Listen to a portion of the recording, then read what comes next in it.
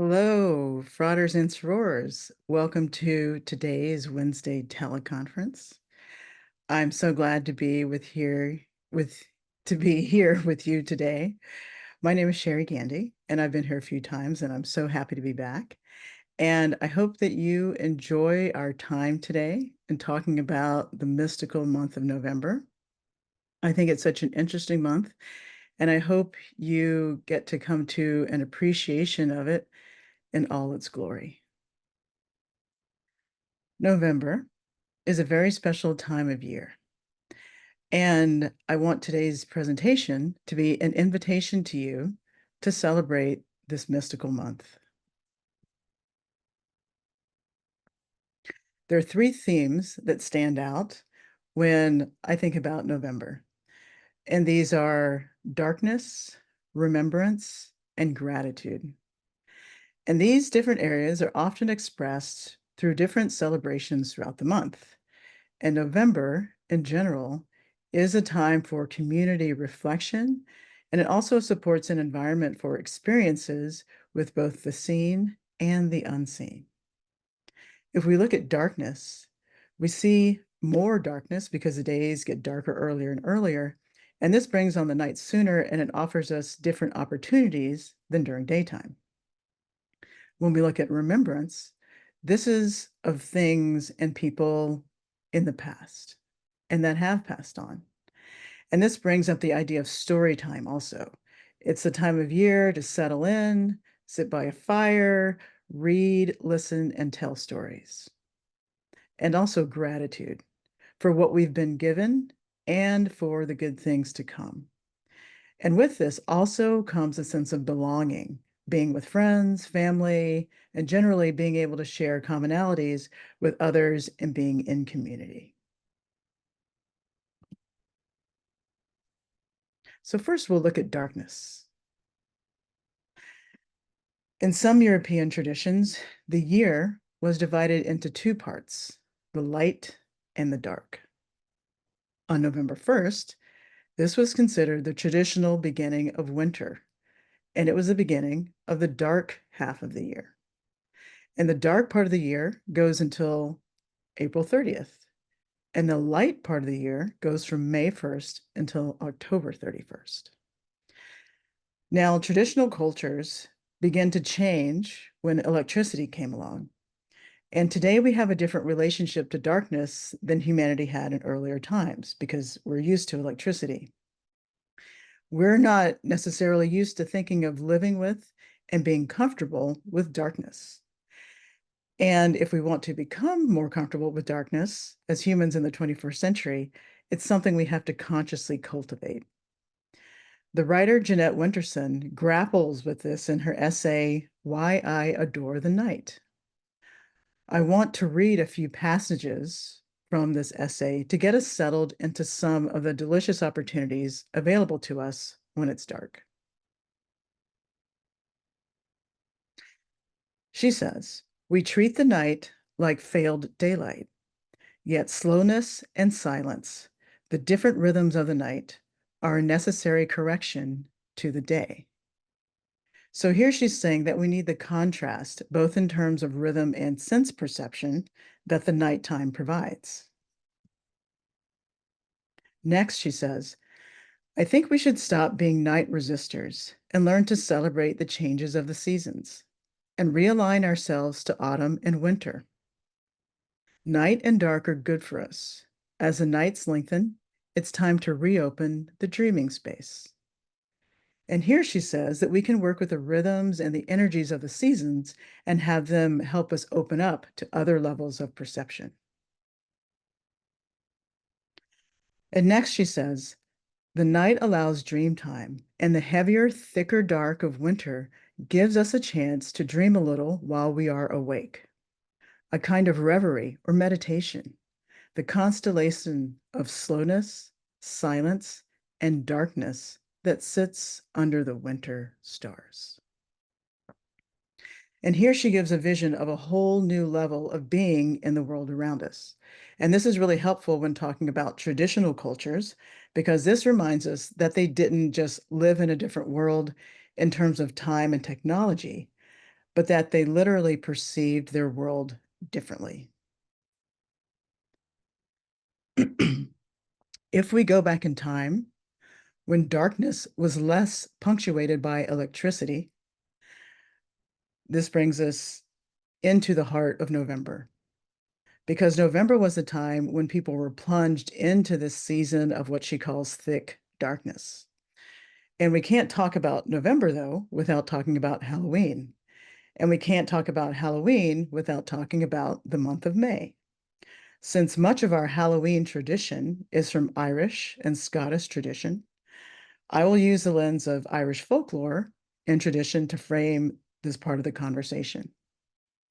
So, as we talked about before, traditionally the year was divided into two parts, the light and the dark. And the light was from May 1st to October 31st. And May 1st was a traditional first day of summer.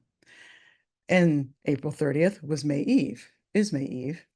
And May 1st is considered a festival day. In Irish, this day is called Bealtaine, and you may have heard the anglicized Beltane. And this means bright fire. And this festival celebrated life, vitality, and fertility. Another aspect of May 1st, though, because it's on the cusp between the seasons, this transitional time, is that it was also a time when supernatural activity was especially high. And in Irish folklore, there are many, many stories of fairy abductions and other kind of supernatural mischief that would occur. The fairy folk were on the move, and they were moving from their winter homes to their summer homes. And on this night, people were encouraged to stay in groups and be careful and avoid any kind of supernatural. And so this bright time of the year goes until the harvest is complete on October 31st. And this is when we come to Halloween. The end of the harvest cycle comes, and then it's time to celebrate.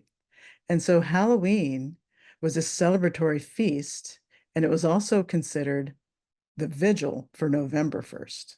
So it's a setup for the beginning of winter. And in November 1st, this dark half of the year begins, and it goes until April 30th. And this was a time of transition, this threshold between the light year and the dark year. And once again, the supernatural was on the move. The seasonal transition is seen reflected in the supernatural transition. In Irish folklore, again, if we look at the movement of the fairy folk, at this time, also ghosts are at the height of their activity, and they're also prone to more mischief than on May 1st. This is another time when you would not want to be outside by yourself after dark. And again, the fairy folk at this time were moving from their summer homes to their winter homes. So people were encouraged to travel together in groups if they're out on Halloween night, and this would help them avoid fairy abduction or any other unwanted supernatural event. And during this time of vigil, people would dress up and imitate the supernatural characters.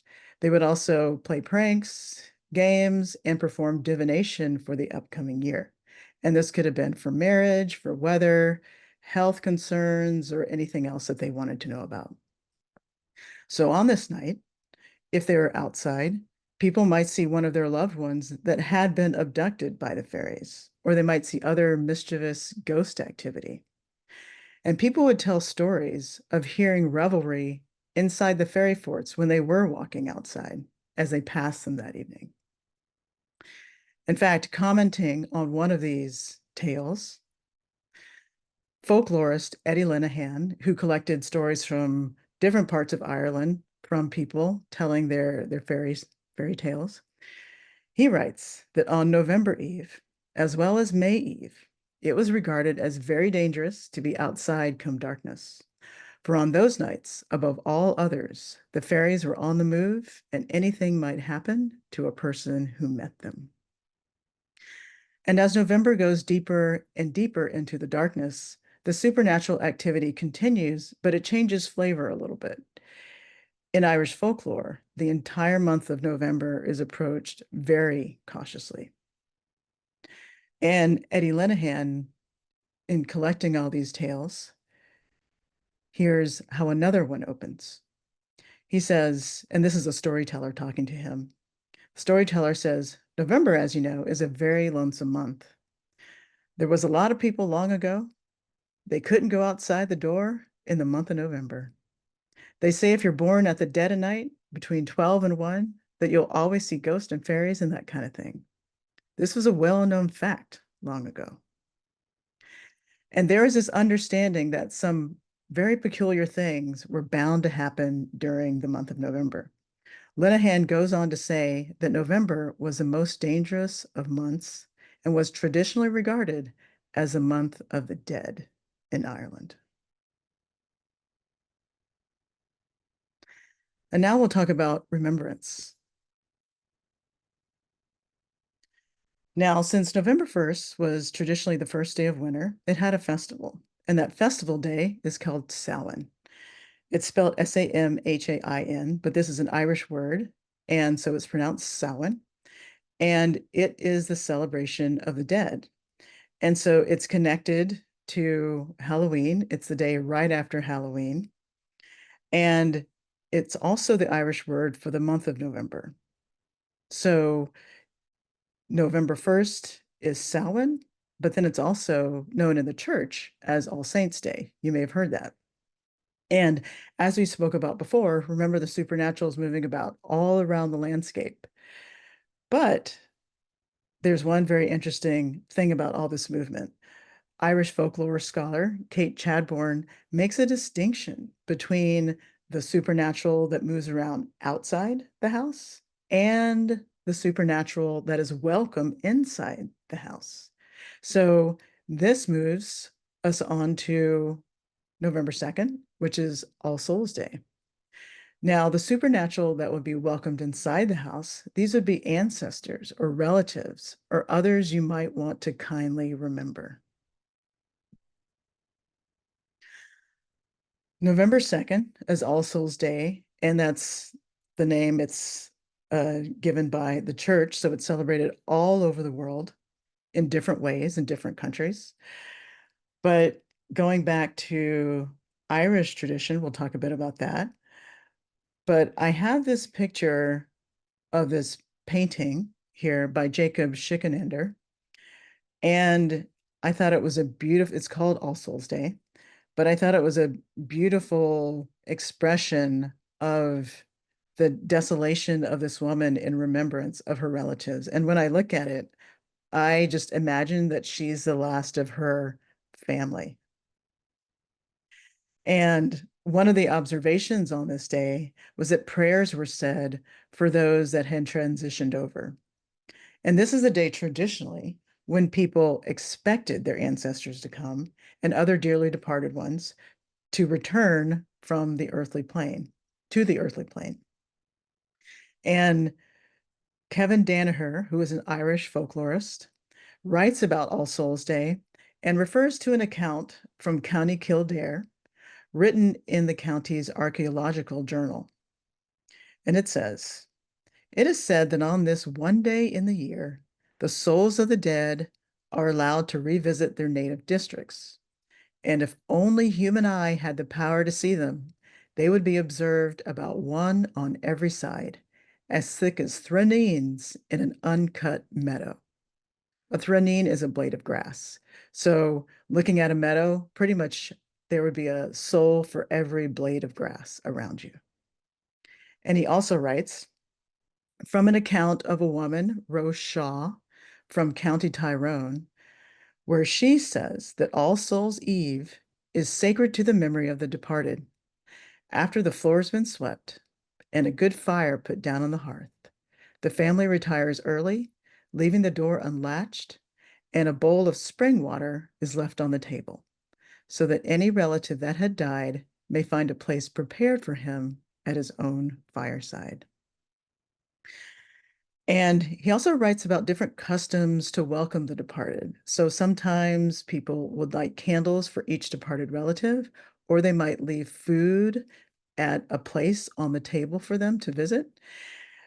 And they would also visit graveyards to pray for the souls of their loved ones and to tend their graves and keep them in order. And at the core, this talks about showing their ancestors and their loved ones that they're still remembered, they still matter, and that they're still important. Now, if we move to another part of the world, November 1st and 2nd also see celebrations of Day of the Dead or Dia de los Muertos. And so here in California, we see this quite often.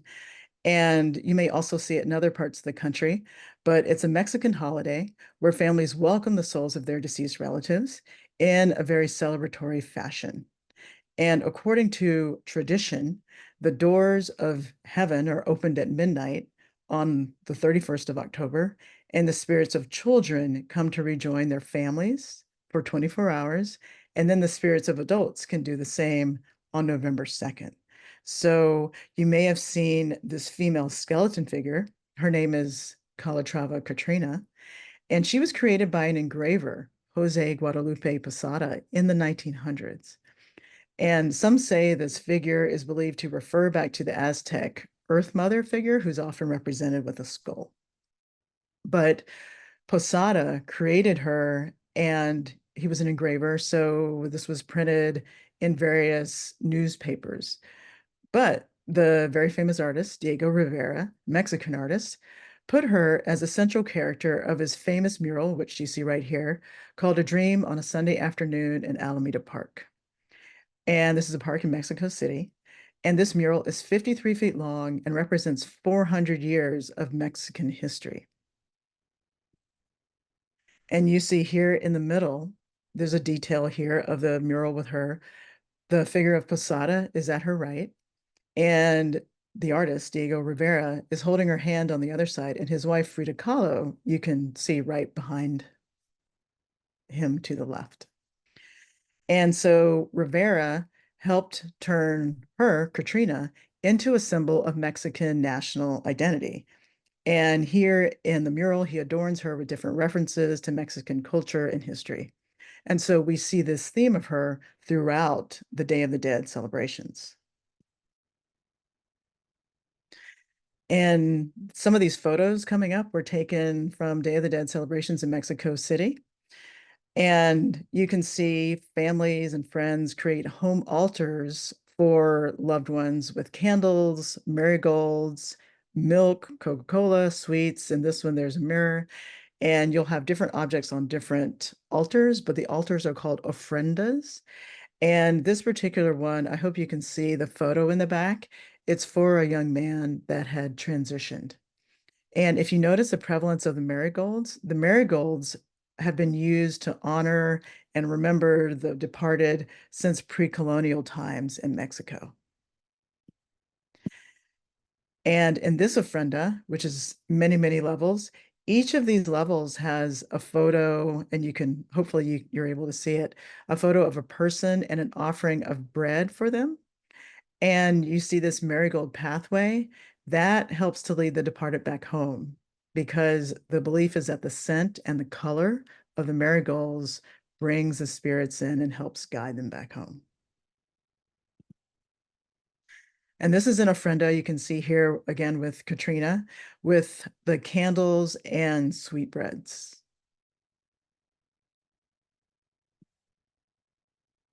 And then this celebration continues to cemeteries where graves are tended and decorated, again with marigolds, candles. Here it looks like milk and other offerings that the deceased may appreciate. And historians say that the holiday is a mix of European, Spanish traditions, pre-colonial traditions, and then, of course, more recent Mexican culture traditions. And what I love about really looking at some of the Day of the Dead ofrendas and celebrations is that it's this very intense way of remembering and appreciating and being able to feel close to loved ones that have departed and keeping that connection alive to one's identity in a very palpable, celebratory way. And I decided to create my own little digital ofrenda of some of my relatives' ancestors. And these are only just a few, of course, but these photographs and the people behind them matter deeply to me. And when I look at these photographs now, I see them differently than when I was younger and when I didn't pay much attention to them and really took them for granted. And so it makes me think that the repeated celebration of the dead that we saw in the Mexican celebrations and then in the Irish celebrations year after year brings people's relatives and ancestors back in a way maybe that they can appreciate in different ways throughout their lives over a timeline of their lives. And this first picture here in the upper left side, this is of my grandmother, Sue. She was a teacher and musician, so she was a music teacher. And then the photo below that is with my grandmother, with my father as a baby. He's a little baby there. And he was also a music teacher. And my grandmother would often tell us this story about my grandfather. And I don't have a picture of my grandfather, but she would tell this story about he was from Pittsburgh, how he lived in Pittsburgh, but he was going to college at Fisk in Nashville. It's a historically Black college. And that's where he met my grandmother. And this was in the early 20s, 1920s. And he decided the only way he had to get there was to walk. So he walked from Pittsburgh to Nashville, which is a long way. And I just think that if he hadn't made that decision, then I wouldn't be here today. And to undertake that kind of journey in the 20s seems unfathomable to me. And so when I look at these photographs, it reminds me of those kind of journeys. And I have this whole new level of appreciation for those in my family who have transitioned on. And I think about the gratitude I have for them and their resilience.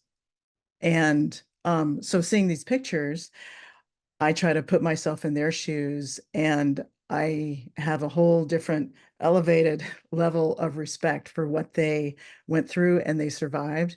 And it helps me put my life in perspective. And in thinking of them, I hope to cultivate those kind of qualities. And so this other photo, the big photo, is a photo of my great great grandmother. She is the African American woman you can see sitting on the stairs, and she is holding a little child in a big white dress. And so that's my great great grandmother. And she was born into slavery in the 1800s. And afterwards, after it was abolished, she worked for this family. And the little baby she's caring for turned out to be my violin teacher. And my sister and I took lessons from Mr. Dreger, our violin teacher, for years. And again, I think about her service and what she did for this family. And at the time, sitting here on the steps, she had no idea that her service to this family would help to educate her great great granddaughters. And I find these stories super meaningful and they teach us, I think, not just bringing back thoughts of the people, but also the lessons of their lives. And so looking at these different celebrations of different cultures and looking at how people use this time of year to really think about and appreciate their ancestors, relatives, the people whose shoulders we stand on top of must be really, really, it's a powerful exercise. So I encourage you all to do it as well, to find a few photos of people that you really appreciate and just spend some time with those and really think about their stories and what it might mean to you. I think the perspective that we have now as adults, as older people, it changes throughout the year. So if I had thought about this 20 years ago, I probably would have been thinking something a little bit different. So I can offer you that. Now, we can't talk about November and remembrance without also talking about Veterans Day. And we just passed Veterans Day. It was Monday, November 11th. It's a US holiday, and it's a holiday to honor living veterans who served in the military, whether it's wartime or during peacetime. And in Canada, it's called Remembrance Day. And this day was originally called Armistice Day because it marked the anniversary of the signing of the armistice that ended World War I on November 11th in 1918. In fact, it's said that the fighting is said to have ended on the 11th hour of the 11th day of the 11th month. And in 1938, when Armistice Day was made into a federal holiday, it was dedicated to the cause of world peace. And this photo here is of the Vietnam Memorial in Washington, D.C. And Veterans Day celebrations are often celebrated here. And if you haven't visited the Vietnam Memorial in DC, I encourage you to. It's one of the, I personally think, one of the most magnificent memorials you will ever attend. And it's very emotionally moving. You can see here, you have the names of I believe it might be a little over 58,000 soldiers that died during the Vietnam War.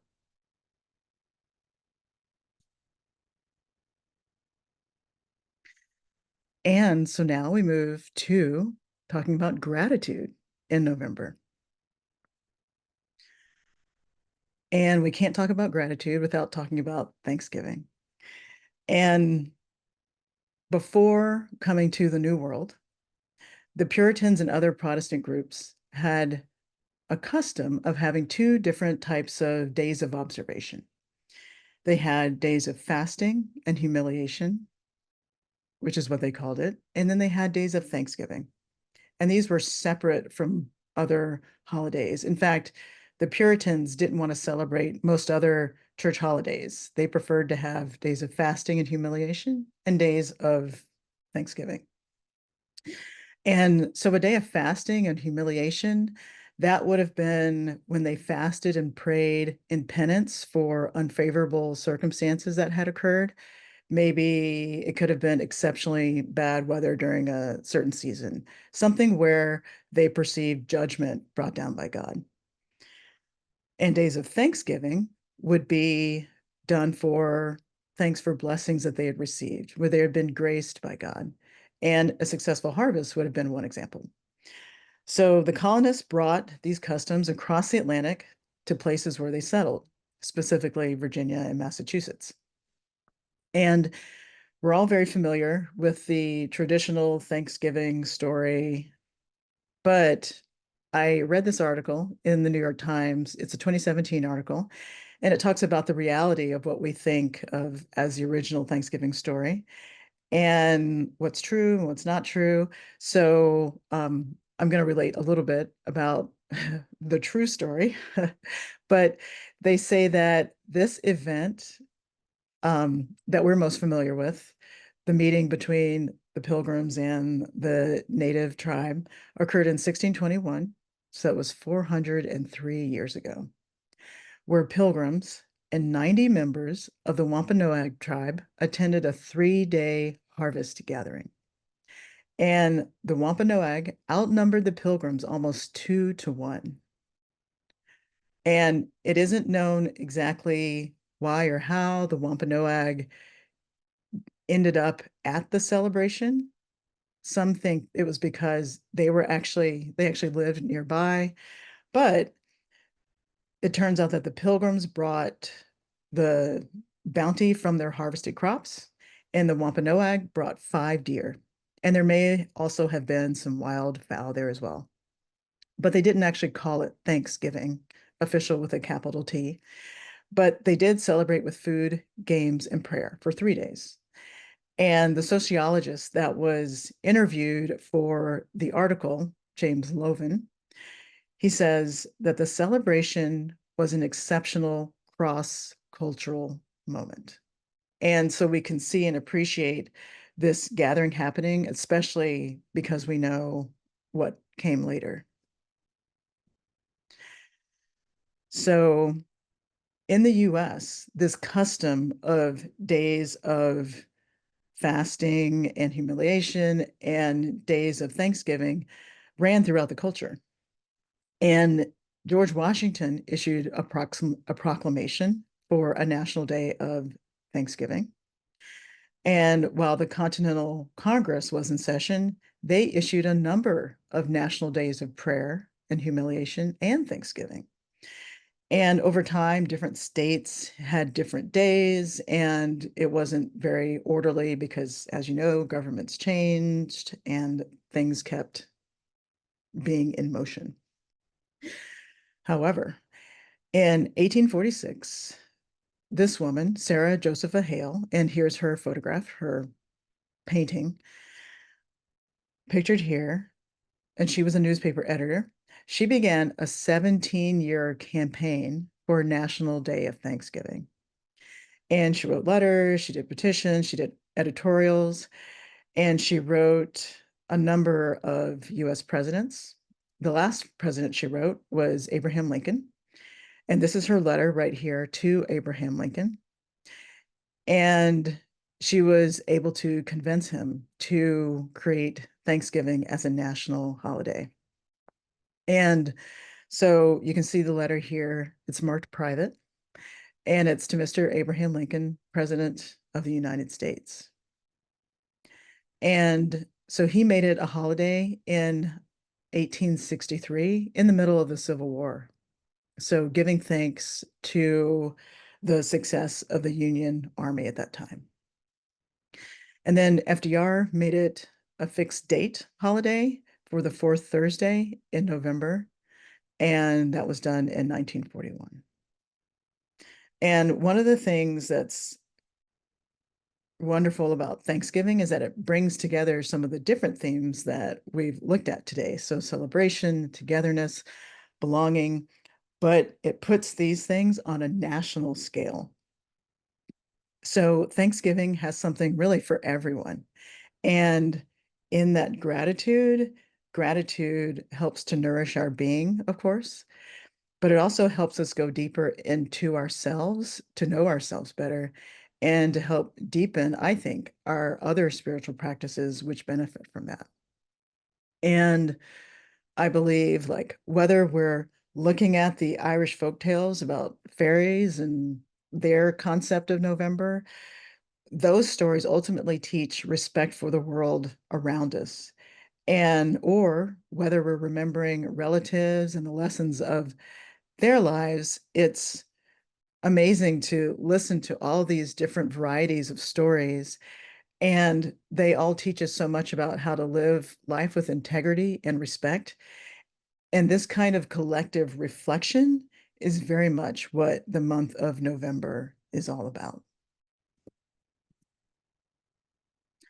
So once again, I offer you an invitation to this mystical November. And right now, I want to take some time to ask some contemplative questions. And you can answer them on your own to yourself over the next few minutes. So these questions will be asked around darkness, remembrance, and gratitude. And so just take a few seconds to think about what the answer might be to you. And then you can always come back and deepen your answer if you wish. So when we look at darkness, what are some ways that we can celebrate the darkness of the month? As the month gets darker and darker, what are you called to bring in or to get rid of?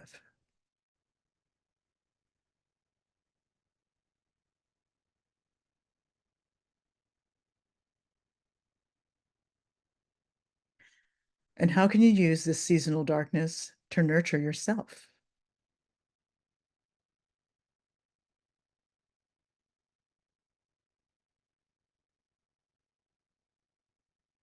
Maybe it's going deeper into your Rosicrucian exercises or meditation practice. Maybe it's getting more sleep. It could even be to create something.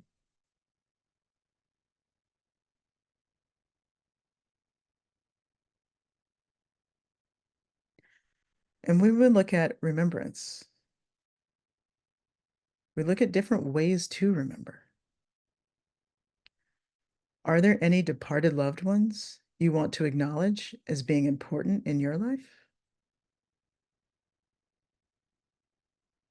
And by honoring and remembering those important to you, remember that you bring those qualities to yourself and cultivate them. So, what qualities might you want to cultivate?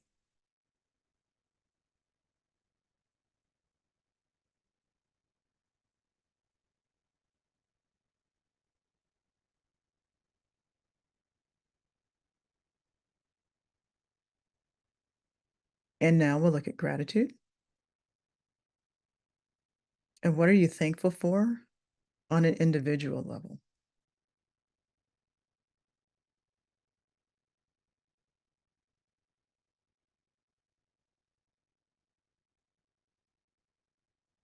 And what are you thankful for on a national level?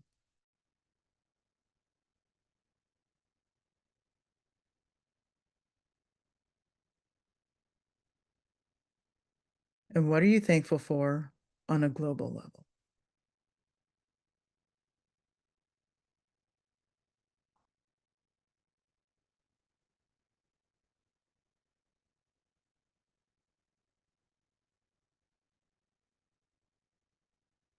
So, thank you, everyone.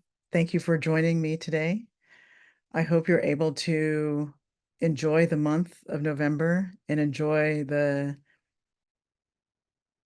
growing darkness and the remembrance and the gratitude of this month. And I hope you find joy and belonging and find some good stories during these dark November nights. Thank you.